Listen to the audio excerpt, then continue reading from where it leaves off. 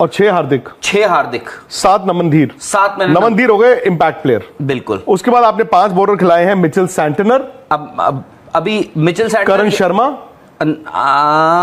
वो देखना पड़ेगा मुझे।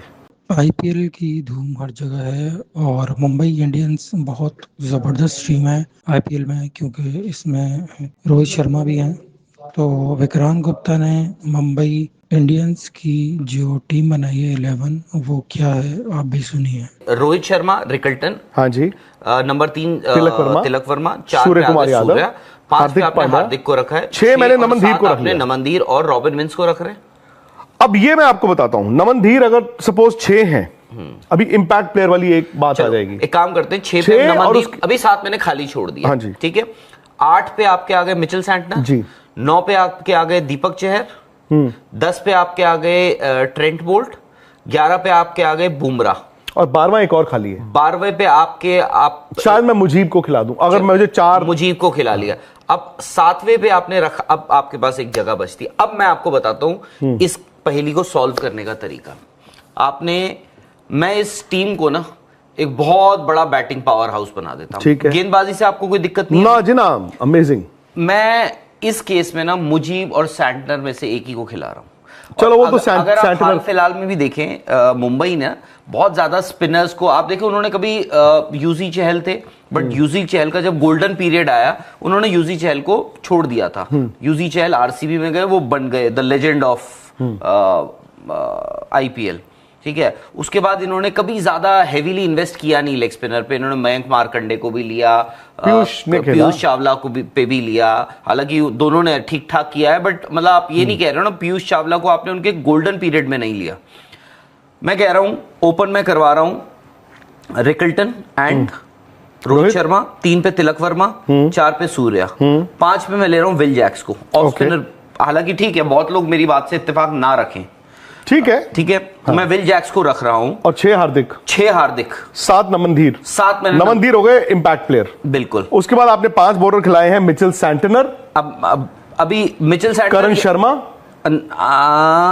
वो देखना पड़ेगा मुझे, क्योंकि देखिए 7 पे नमनधीर आ गए। हाँ। ठीक है। 8, अब तो 8 तक बैटिंग होती है। 8 हो गए मिचेल सैंटनर, ठीक है। 9 हो गए दीपक चहर, 10, 11, 12 अब आपको यहां पे रखने हैं, जो वो आगे Boult, Bumrah and it could be Karan Sharma.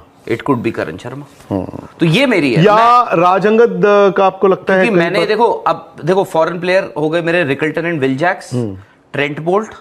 अब मेरे पास एक ऑप्शन और बचता है, मिचेल सैंटनर, वो हो गए मेरे मिचेल सैंटनर, खत्म हो गई। ठीक है। मिचेल सैंटनर हो गए मेरे चौथे फॉरेन प्लेयर। अब उसमें यह है कि फर्ज कीजिए बुमराह अवेलेबल नहीं है, तो मैं इसमें रीस टॉपली को ले सकता हूं। मैं इसमें इन्होंने और किसी को भी लिया है ना? नहीं, बट उसमें फिर आपको थोड़ा सा एक बैट्समैन कम करना पड़ेगा ना। नहीं, मेरे को सैंटनर को छोड़ना पड़ेगा। नहीं, पर मिचेल सैंटनर को आप क्यों छोड़ेंगे? आप नहीं, आपको फॉरेन प्लेयर वहां से बैटिंग से कम करना पड़ेगा।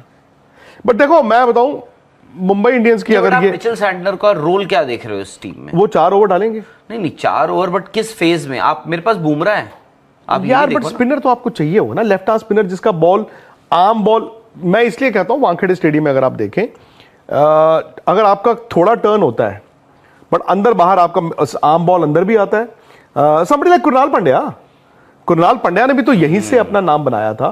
तो जो थोड़ा पेस वेरी करने वाला स्पिनर होगा, जिसका हाथ से बॉल अंदर भी आ रहा है और टर्न होके बाहर भी जा रहा है, वो वानखेड़े स्टेडियम में अच्छा बॉलर रहेगा। हिस्ट्री हैज इट, आप देख लेना। इन्होंने कुणाल पंड्या का भी इस तरह से इस्तेमाल किया था।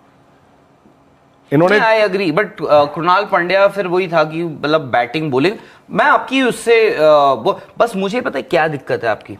नमनधीर और रॉबिन मिंस अपना पहला सीजन खेल रहे होंगे। रॉबिन मिंस, आप सडनली उनको will you throw them into the deep end of the sea straight away?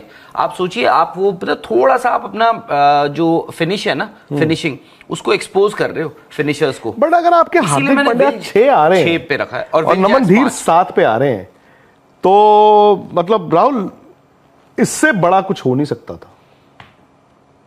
इससे बड़ा नहीं हो सकता था, मैं बता रहा हूं आपको। चलिए ठीक है। आई थिंक ये एक सिचुएशन है। इनकी दिक्कत है, बुमराह जब नहीं है तब इनको दिक्कत आती है। और मुंबई की एक और प्रॉब्लम, और वही जो आपने कहा पहले मैच में हार्दिक भी नहीं है, बुमराह भी नहीं है, हार्दिक आ भी जाएंगे लेकिन बुमराह कब आएंगे पता नहीं। मुंबई की दिक्कत वही है स्लो स्टार्टर्स। एंड शुरू में अगर ये नीचे लग गए तो फिर मुश्किल हो जाएगा।